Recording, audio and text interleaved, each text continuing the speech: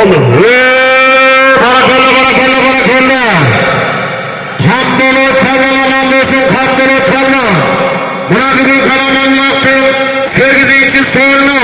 100 dolar. Altın kuruğa taşlanan kalla. Canavat olmazdı. Pazar vurmanı öyle araştı.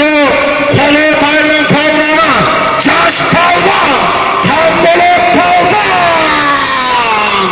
Özünün altında apargan eken koğat bunu ha? Maşallah gel Kambolot. Dua bunu. Kaysırsın vereyini? Bergile. Onun üyesini mi?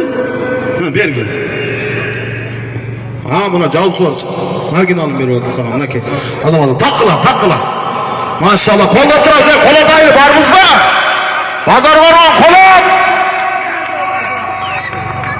Ateş kakıl koysan var ya ikisini.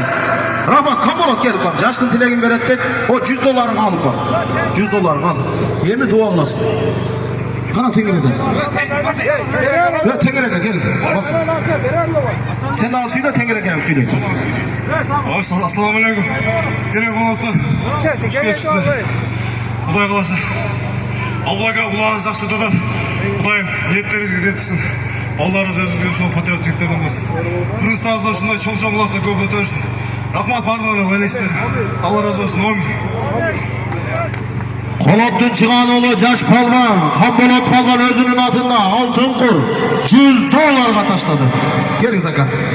Atan var da yer tanı, atın var da ciğer tanı deydi. Tekrar akın, gelin konu zaka. Duanızı verin.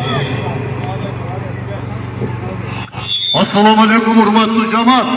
Buna bugün bizim Kolot ayında şu anın açıldığımız son hareket verip uzunca elde çalıtıp çiğin ötken odadışı çiğinler kutlu olsun. Bunday